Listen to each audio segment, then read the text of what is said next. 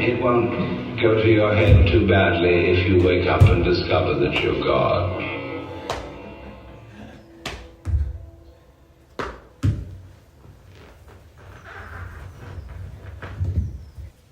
Hello, today we are dancing with Agnieszka Sjökvist Dlugoszewska.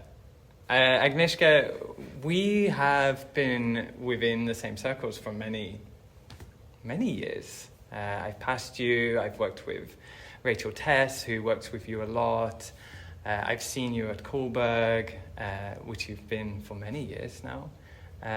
And recently we've met through the school, because you were doing the MA here in dance education. And also we met last summer at this site-specific festival by Pehrsson. And there we had lots of wonderful questions and conversations. And also you're just such a great figure in the Stockholm dance scene. So I'm very honored to be able to spend a little bit of time with you in a dancing way, in a practice way, and also to speak more about what you're working with and things. But maybe you can introduce yourself as well, if I missed anything, or how you want to. No. Hi, Peter. Morning. Thank you for this invitation. I'm also very thrilled, very honored and excited about this. As you mentioned, we met in many different contexts, and also to add, I've seen you also on stage. Oh, yeah. in various projects, and we spoke also in watching the same. Yeah. Same shows, and also here at SKH. We've met here in Stockholm. Yeah. Many years ago. I cannot really pinpoint where it was exactly. And how do you describe yourself now? Dancer, choreographer, educator, rehearsal director? I mean, you have so many strings to your bow, but what would you... I would say I'm dance, choreography, movement, performer enthusiast. Especially when I made this step, go away from active dancing at the company, because for 25 years I was company members in different countries, in Poland, Germany, and then later on at Cullberg. I noticed how much I love it. I always somehow knew it, but when there was a choice to kind of move on and, for example, start study the contemporary dance didactics here, it became apparent I always loved it. And with my partner, we had that shift. Stopping dancing, we discovered what we were for into dance.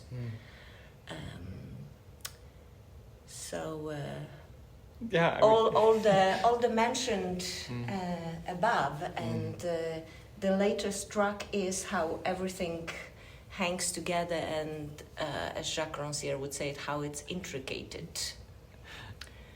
And there is a lot of curiosity around, and the discovery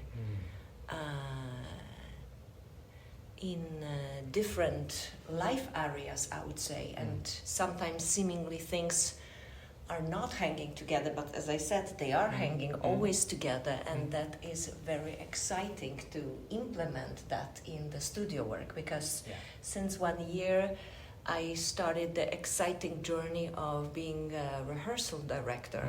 Whatever the title means, I think that I'm digging in the studio, and I get the chance to nerd, or as Anna Grip would say, that's the excuse just to keep on going, doing something, but to do the detective work for others and with others, and others, I mean the other bodies that I don't know, that I'm so curious about. It's very exciting.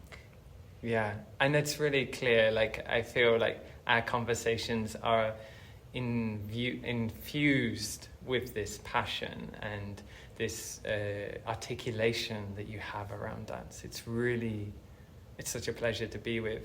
And today, what are you busy with? What are we going to be busy with? That is very interesting because our prep conversation for this was some time ago, and then life happened and our schedules happened. Or mostly I kept on postponing because Me too. yes, things were happening.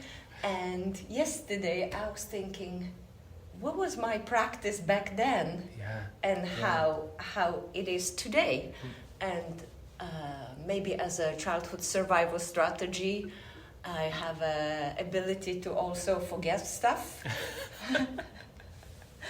And I mean, part of the practice that I'm busy with is to be in touch with the now, and also be in touch with a relation between the known and the unknown, and maybe the discovery that becomes knowledge. I listened to an interesting lecture by Jonna Bornemark. There is a professor in Södertörn-Högskolan and was at Kulturhuset. And I've seen her performance lecture at Orionteatern at föda kunskap, to give birth to knowledge. Oh, wow. That deals with that relation. And there is this wonderful metaphor when you are a boat on the sea and you row to another island, and you discover that island and you analyze that island, the plants, the animals, but there's always still behind the horizon, there's always another island. And as a operational mode to be with arts, with dance, with bodies, with other humans, I find it very exciting. That on the other hand is contra nowadays world's operational mode, and how we think around knowledge, questions and answers, that there's a hierarchical valuing somehow, as I subjectively perceive it in this universe, there is higher in value getting the answers than asking questions. And asking questions, I mean, from Deborah Hay, it's so thrilling and exciting, and her what ifs. Yes, wonderful to be with. I lost my thread now. I'm trying to get to your practice, what we're going to do Oh, today. yes! Oh, yes! Oh, and on that note, another digression. I participated in Vaginal Davis artist talk last weekend, because there's a wonderful exhibition at Moderna Museet in collaboration with National Museum and Accelerator and Index, and later on it will be at MDT. Oh, great. And Miss Davis is a master, I would say, on derailing from the topic, but through this, inserting interesting anecdotes, situations, and context to art making. But back to my practice. So I truly believe that everything hangs together, and people have a different way to name it. I think Eleanor Bauer is using bind. Yes, modibind. Modibind, exactly.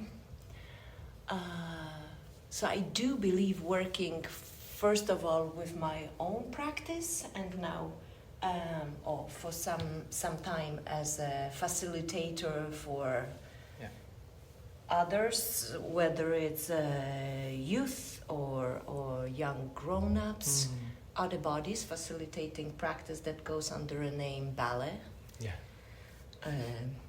That I simply consider as body moving in space.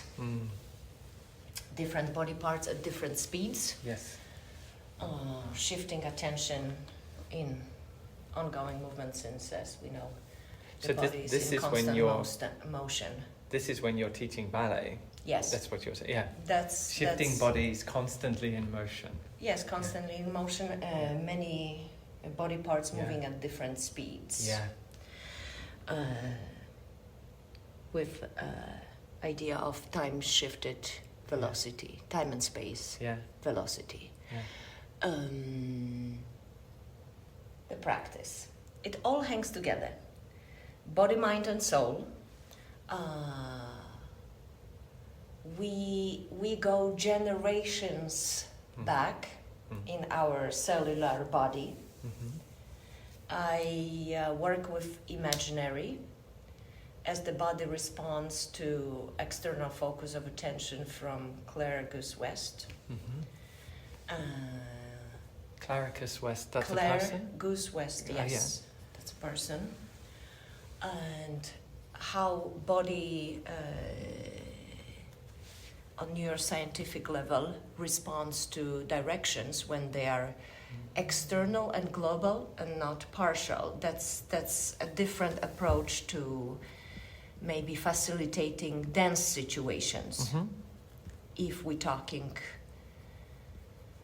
about being with other bodies in space and presenting a setup that one could commit or try out, known as dancing class or as improvisational session or artistic proposal or physical proposal.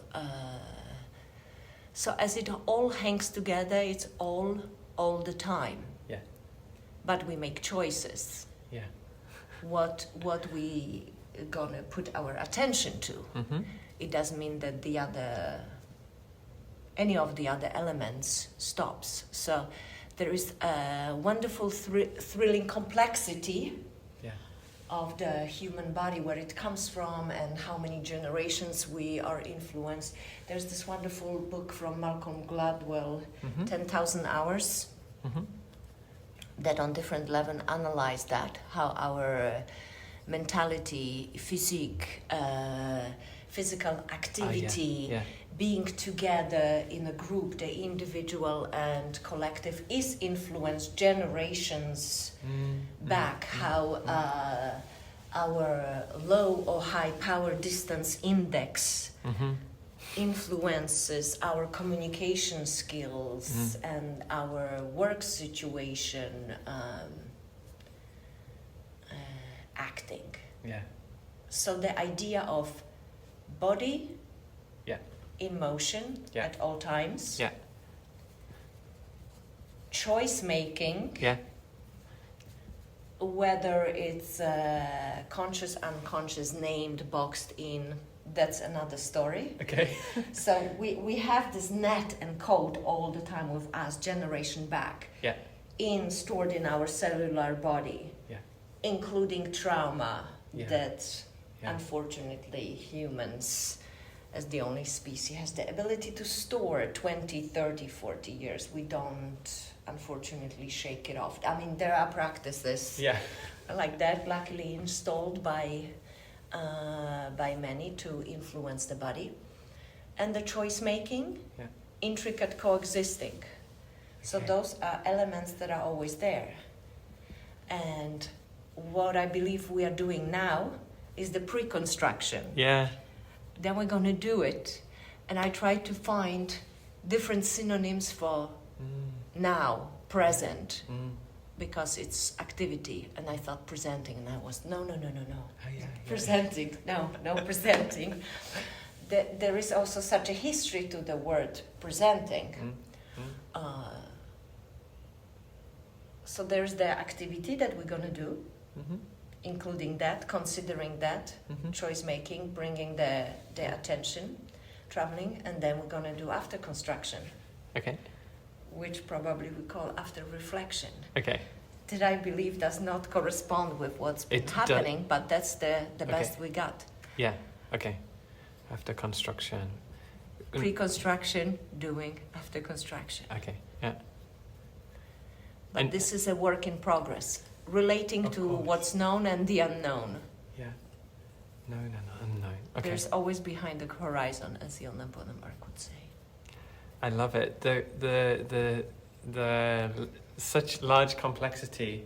I mean, I've tried to summarize for myself, but I feel like the complexity is important. We're going to be with the body in motion. We're going to work with choice and integrated coexistence of the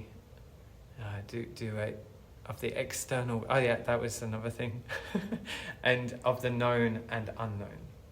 Yes, working with the imaginary. Yeah, and then we have the pre-construction, and then we'll have the after-construction through reflection. Yes, somehow. And I mean, on one hand, as I believe we are, and I believe that I am influenced by everything and everybody, and in the most positive way, as a discovery journey. There are different ways, and I believe this might feel like opening and making it broad, that it can go into the whatever. Yeah.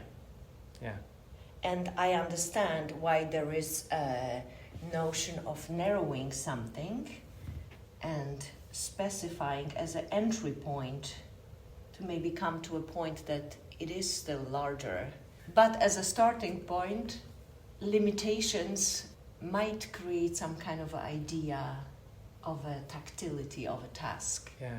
And some people call it say yes to your choice, or include, or I mean there are different formulations. But this you didn't want to use the word now, but this synonymous synonym-like space is really important of the present, of this time, this moment. The space, the associations, the thoughts, the sensations, the feelings. Ancestors, our generations behind us as well. Exactly, the influences in non-exclusive way. And maybe, as Deborah say, noticing it. Noticing it, yes. Yeah, great. I think we should do. Yes. The ego really doesn't exist. And then it won't go to your head too badly if you wake up and discover that you're God.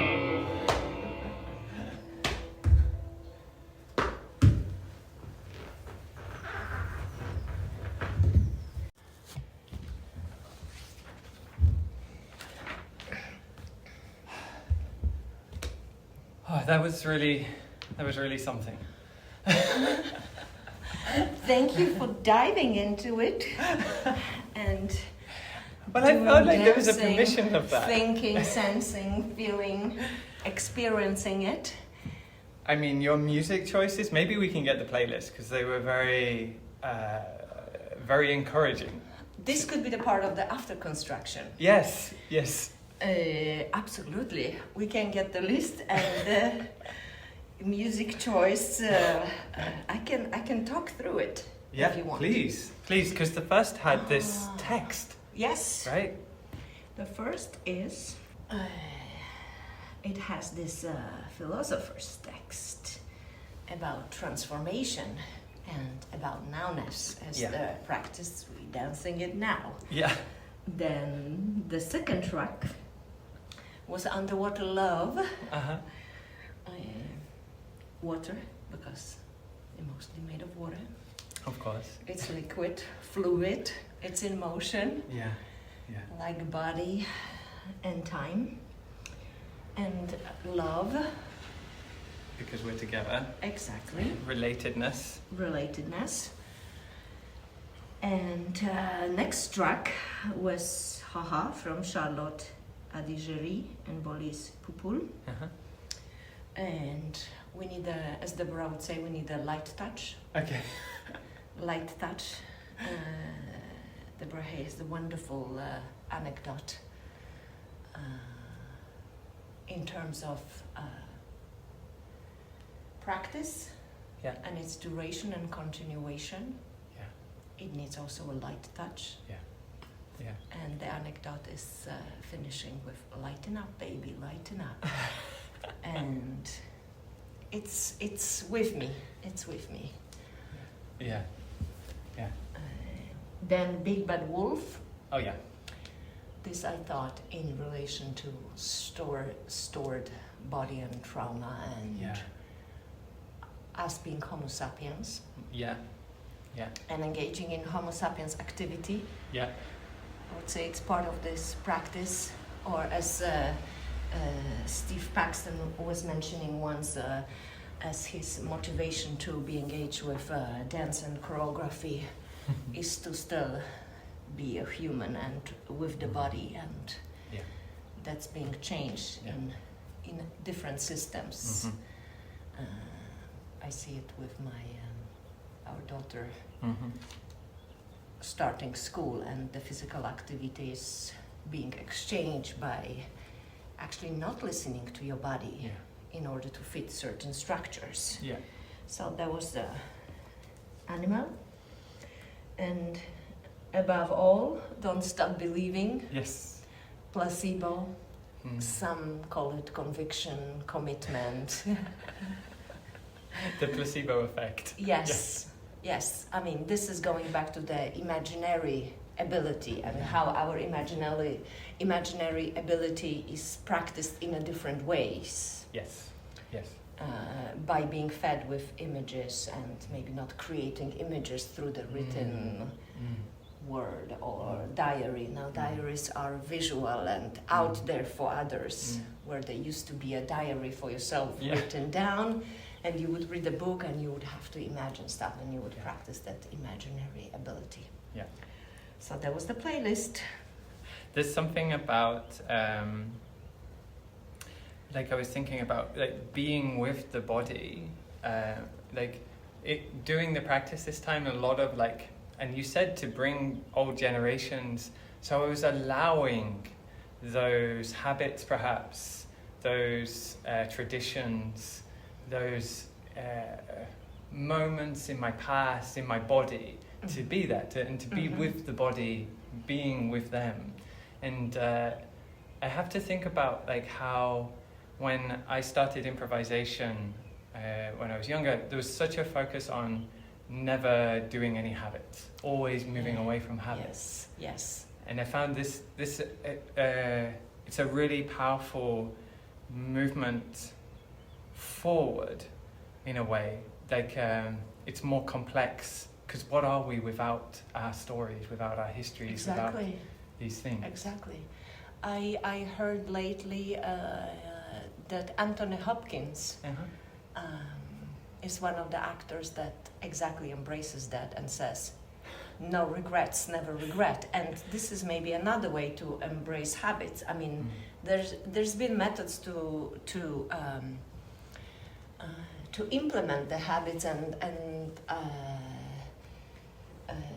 exchanging for other habits, which I think is another way also to think about it. But this allowing and meeting what it's that's also something that, for example, Jonna Bornemark talks about in her lecture about our environmental crisis. The more we're going to say, don't eat meat, don't fly, the more people will do it. So she mentioned, so what else then? Maybe that's the way to approach it, and I think it's a nice way of thinking, because the more we forbid stuff or like limit ourselves, the more present it becomes almost. And and also, like, I feel like we were in a moment where we were challenging this in a very conceptual way, maybe explicit way, where it was like almost only habit. Let's recreate the cliches and everything. But I feel like your attention, or the attention that was brought for me in this practice, was don't worry if they come up. It's not about producing them. Like, no point you said like go do your ballet bar, but you introduced the word ballet. So I was like, but then maybe I can be with a port-de-bras. And I didn't feel like I had to reproduce it. I didn't feel like I had to honor it. I didn't feel like I felt like I could be with the ballet port-de-bras, but it could transform and it could be for the now. And it's like like there's such an emphasis on taking care of being with this body now and what it is. And just before we started, you brought up 3 other concepts. Mm-hmm. Sorry. Autonomy, competence, and relatedness. And those are 3 concepts with that Sanna Nordin-Bates work in the course psychology for ballet teachers at the GAH, the sports university. Yeah. And those are 3 basic human psychological needs. Mm-hmm. And I felt that in that way, like I needed to be with, like I was autonomous, but also at the same time I had something to relate to and something constructed almost, like, and that those 3 qualities really provided the space. And I was really curious that in the introduction of the practice, you didn't use the word improvisation. But in a way, we could say it's part of that tradition. Absolutely. Absolutely. But was that a conscious choice, or? Yes. Yeah. Of course. I mean, because framing things as a certain way and naming it a certain way, since we're coming from a history of dance practices and improvisation practices, might bring an indication to look somewhere else than with yourself. Yeah, yeah. Where oneself is influenced by everything else, Yeah. but it's not everything else. Yes, yes. And you mean you even brought up the whateverness, which is sometimes a tricky space in improvisation. Yeah. Because there usually is a code, actually, that we're working with in sort of an improvisation and a whateverness. But the fact you brought it up as a conceptual question and you opened it up to have more complexity, I feel like addressed that difficulty that someone can feel with, like, within that space of improvisation without saying improvisation and without trapping us maybe inside there. If that makes sense. Absolutely. And myself starting to work, because just moving around, if we're coming back to whateverness, to go for a big, wide and vast concepts and tasks but what actually shall I do? I understand that as a methodology, one wants to start actually quite narrow or really specify the parameters as a starting point. And what usually happens working, for example, with different projects is, the digging that I mentioned before uncovers more and more and more, or what Bill Forsythe would say, what is it also? So we are ending up in the human complexity and intricacy and vastness and something like in this digging that came up for me was just the pleasure of being with you doing it. And I'm sure if you did this with other people, 1,000 other things would come up. But for me, there was something really generous that this practice could be for non-dancers. There's a space for non-dancers to participate in this. And from what I understand of Deborah Hay, she even worked with non-dancers for a while and then returned to dancers after. But what was really fun, like in this practice, I want to get to the practice. This is what I'm trying to do. Like what we did today was I felt so encouraged to lean on my technique and the histories that I've been to, and it was so fun to play in between, like, our shared vocabulary history almost somehow. How was it for you today? That's kind of my question. I think it was wonderful, and quite soon into it, Yeah. Because you mentioned goosebumps when we had our short conversation before. Very often I got goosebumps. And I remember moments when being in practice and with working with somebody, and we agreeing, let's do it for 2 hours. Yeah. And then have that duration.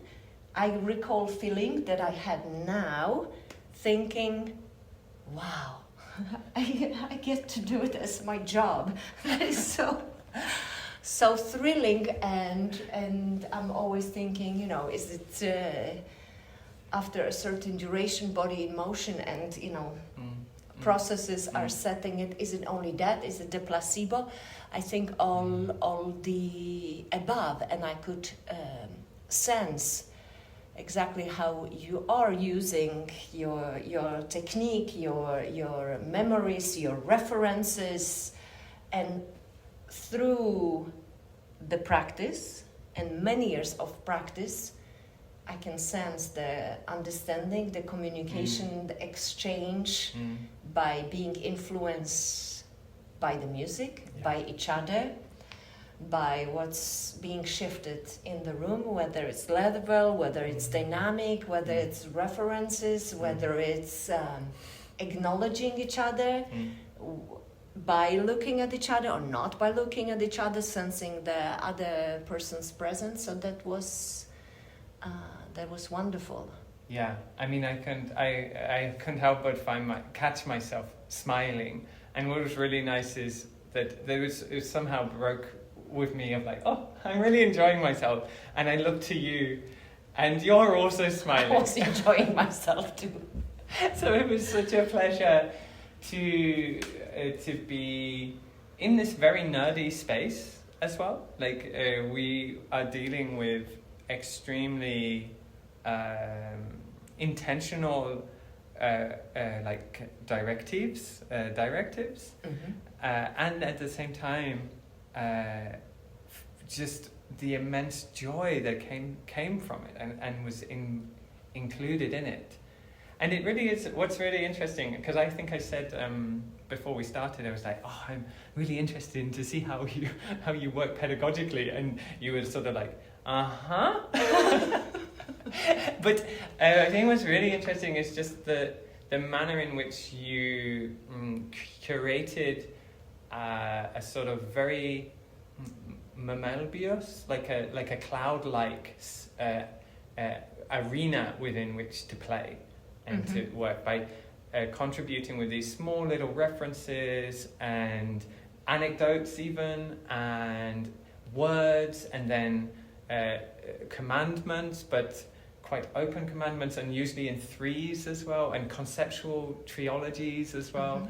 This was really, really exciting and beautiful, and I think for me really allowed that I could both have a lot to work with, and at the same time be with myself and be enjoying, be with pleasure of that as well. I'm being very conclusive. Like, thank you. Thank you. No, thank you. But, I could sense and experience the attention, the attention shifting, commitment, allowance in them, and therefore fluidity and motion and constant change. But how much do you think about that type of introduction, like the way you're creating this landscape within? Was this specific for today, for meeting with me, yes. or is this something you do in general? I never do introduction. Okay, yeah. So I had to dig because I don't believe in introduction. I recognize its value. Yeah. And the contextualization. Yeah. And I enjoy it when it's done towards. There's something I believe in this practice that is in the practice, and that's also what I do when facilitating learning instances. I don't do introductions. This is something that is being negotiated right now, because coming back to teach this spring dance students, second year, I was asked to do a class description. I was asked to do a bio. So there was like a navigating process. How am I not naming or presenting a certain expectation that should be fulfilled? Yeah. Because that depends on you. That depends on your participation, on your history, on your ancestors having always with you on the attention, or what's your interest right now, and to which degree you want to involve and commit to proposal. And I mean, in the way you're describing now, the way you work as by not having an introduction, but having a negotiation, continuous negotiation, that it's processual or practice-oriented, I think that's maybe what I was feeling in your description. Like, I feel like you applied the methodology of practice to the introduction, to the introduction in this case, Yeah, and I would say that there is a potential to keep on practicing. So engaging with it again and again and again. And I mean, this is interesting part to hear your reflection in what I call after construction, because it's like memories. Apparently, every time we tell a memory of what happened, we tell it new. Yes. That is not like a hard disk. Yeah. A set. Copy that is exactly inserted. It changed because we changed. No, and this makes complete sense. We should do that. We should try to reaccount some of the moments, right? And this would be a part of the after construction. So for me, I had moments which a lot of I was with sort of archetypes like Porter-Bra, and that was clear, like that came up, but they would get somehow blended or fused or reimagined, or I would start to be with it, but then at some point it would feel more like classical Indian dancing. So and this was continuously happening where now I'm with show dance. Like I'm in the musical chorus line, you know? We've all done that sequence with the hat. And with the rhythm, but then it shifted into maybe something more of a traditional folk dance or something, with the feet stamping and things. And then I'd find myself in a Grand Plie, and I'd be with Graham or with Cunningham, you know? So a lot of my moments were floating between those spaces, and then I would be with things I know from other practices, like being with materiality, but there was something of a drive maybe with all of them, and maybe that's what I'm noticing. Like, it wasn't that I couldn't stick with it, it was just that by sticking with it, by being with the moment, I was directed into openings that were being produced through the sort of generative nature of being with that Porter-Bra, for example, and seeing, my fingers could be included, and then I can be in a more classical Indian vibe, because I don't know classical Indian dance, but you know what I mean, like these absolutely. I mean, we being fed acoustically and visually and on a sensorial level, and I very much experienced that type of transformatory ability that brought my attention to recognizability or potential of certain elements, and looking at the hand that could become first position in ballet, or changing the hand that could be recognized as this like gentle transformation in ongoingness. In one way, this is could be seen also as some kind of acknowledging of archive and the body being influenced by what you've been through, or you named collecting of what we've collected through the years, or what we've learned, or what we've gathered into our bag and have it with us directly, indirectly, through the ancestors, through the different spaces, countries. So that's large. Yeah, it is large. I have a question maybe, because I believe that, like maybe to put aside, like, because I believe we both probably agree that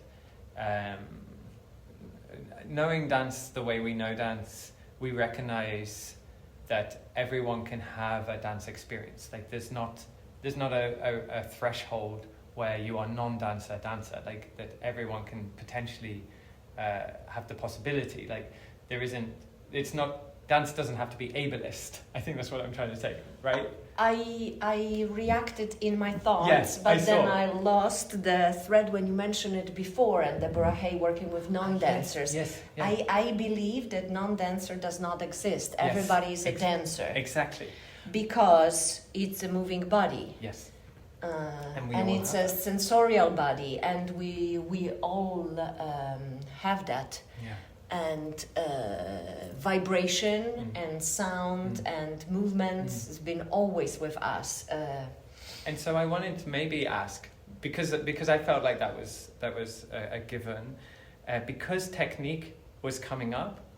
How do you meet with you know where I'm going? Validation of like qualities of good and bad, notions of good and bad, like. So say I'm with my port de bras and I'm playing and I'm in it, I can hear or I can feel veins or tendencies of to do that. That's a bad movement, or that's an unqualitative movement. Because there was one point when I saw you sort of walking or running along the bar here, and it was less technical, let's say. It was more within the realm of play and character and joyfulness, and so how do you deal with those felt responses to quality or correctness even, and when passing through these memories and these frames and stuff? Is that a fair question? Do you know what I'm trying to ask us to do? I hope so. I consider things as practiced and not practiced. Right. Yeah. Not very much in good and bad. Great. I believe that good and bad are coexisting, and actually the most opposite they seem to be, the closer they are. Yeah. And they need each other. But one example is when facilitating learning situations, instances, I suggest other things to try out and to focus on. Yeah. And now I will say I never say don't. No. Yeah. No, not like this. I never say that. Yeah. That is very important for me, Yeah. because I don't believe in the good and bad. Exactly. It's the outcome you're going for that is wished, that certain parameters might brought you to that, but like there is no one answer on a question. Yeah. No, it's super clear in the practice. That's why I wanted to bring it up, because of course it can be in the room, or we can fall into the trap of thinking, maybe mistaking what you're describing as something we're going for as being the only thing to go for, right? That's when maybe things get trapped by this notions of this is unvaluable and this is more valuable. I believe everything is valuable.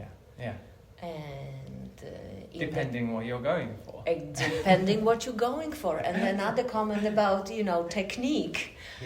I believe those are different types of aesthetics. They have a parameters that we call technical elements, but it's still excuse to practice it. And it's because humankind want to relate to something that is known to everybody that we agree 100 meters is 100 meters and other elements and exactly answers that we put a value. But I mean, being specific and detailing, absolutely, I do believe that. I mean, I understand why they who are they? why a certain figures or positions are named as a certain way, as a way to communicate. You have your hands in first position. I have my hands in first position, or a jump or a skip. There are named and they are described in detail ways. Can they be done differently? Absolutely. Is there only way to do it? There are many ways to do it. So I think the difference in approach is in exclusion or inclusion. And something that's really interesting is because sometimes we conflate or confuse, one could say, aesthetic for sort of more health and safety. Sometimes we confuse that something has to be a certain way. So like there's this article I read about posture, and they say like the studies show that there is no such thing as a good posture.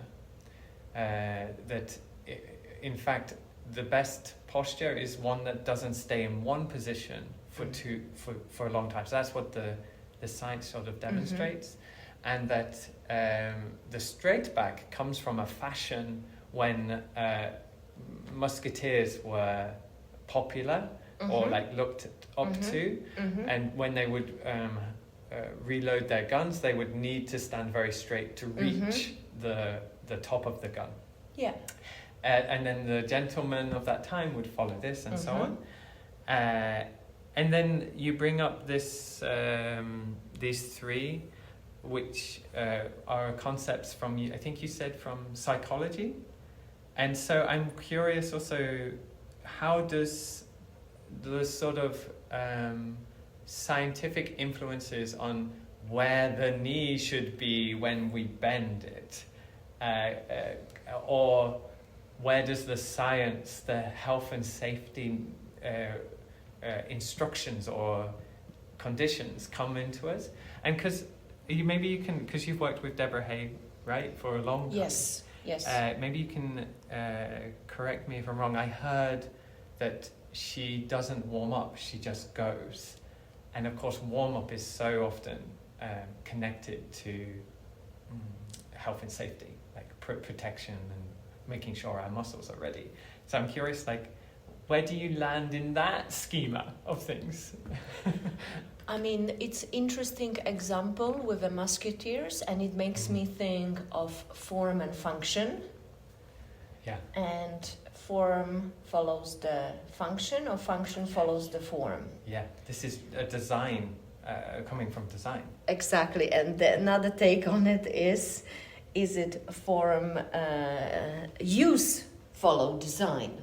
So how are we going to use the body? Follow the design. So I would say that's my answer on that. And that's something in my facilitating instances I'm thinking in terms of coordination, that exists in the body. When doing, for example, a skip and then applying aesthetic on top of it, that arm above the hand will be in the third position, what we know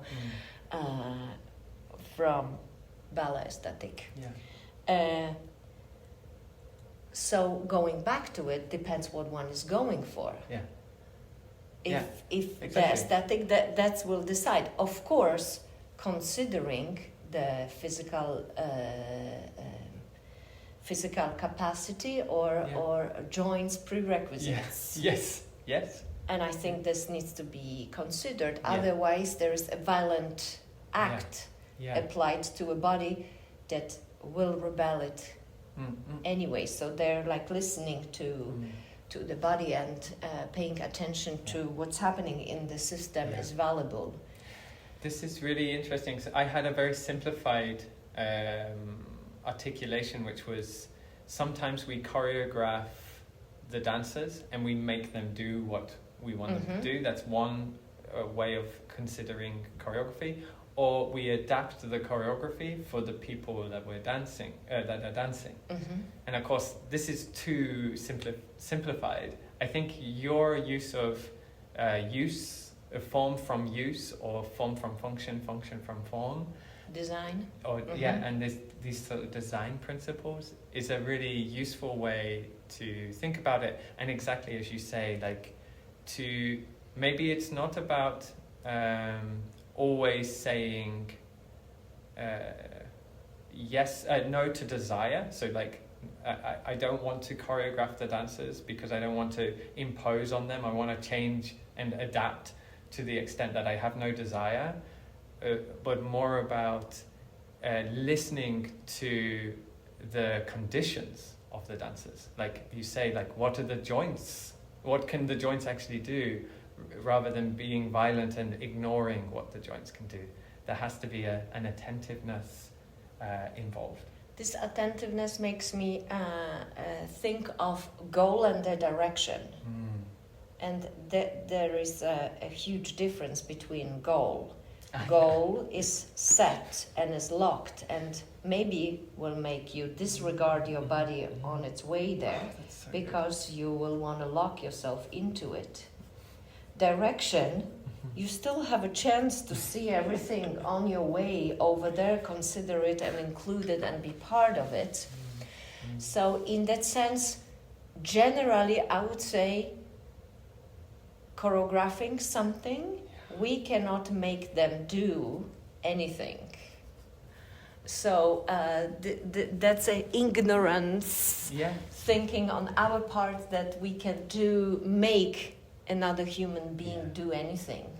That's exactly, that's the choice making that I talk about in the practice that I suggested today, and that's something also will be apparent in performance or sharing instances, that you will make choice because the unforeseen, the unknown will always happen. So I think of a direction, and that direction can be very specific, and it can be very specific coming back maybe or combining the desire that you mentioned. Exactly. It can be very specific, it can be very visual, it can be very specified and details, yet considering it's so beautiful. It's way I think it's important. But I wanted to mention something with Deborah and not warming up. I interpreted it as it's not that one should not warm up, but I interpreted it, and it's very much relating to what I suggested today or proposed today, that the body is always ready. Yes, this is it. Yes, the body is always ready. Yeah, and it will tell you where it can go, what it needs, and if you are working with direction rather than goal, you will not come up against these violent conditions, maybe, or instances where you push the body beyond where it's ready to go. It sounded like a manifesto now. Well, that's great. I feel like I'm learning, so maybe that's why I'm putting into a manifesto. I'm so grateful. I think we should start to wrap it up, but I feel like we can continue this conversation. I hope. I mean, and I know I will anyway. I have now the recording. I have you caught somehow, at least at this moment. And I will definitely return to these ideas, and I'm sure we will continue our conversation in some way. Absolutely. It's such a pleasure. Is there anything you want to say before we start to wrap up? I mean, it was off the record, and there was my impression with the meeting today, and I said off the record before, Peter, I'm so happy that you are brave. And that's what I want to say. I'm so happy that you are brave and that you are with it. Oh. And I'm so happy that you are doing it and dancing. And very grateful for this exchange and learning experience. So right. That's wonderful. And your thoughts. And I mean, it is the thrilling part if being with other bodies, because we can never know the other human being. Coming back to there's always something else to discover and learn. I think it's very thrilling and inspiring how people move and how they think and feel and sense dance and choreography and being with the body and listening and verbalizing the response that's happening in the instant. And it's always interesting with the after construction. Yes. Yeah, thank you so much. I feel tears are coming. It's such a pleasure. If people want to meet your work and get to know you better, how would you direct them? Like, is there a way they can get in touch with you? I know you're teaching here a little bit, and you're also at Cullberg, and you're producing stuff, and you're performing still a little bit and things. But is there a center? Do you have a website? No, I don't have a website.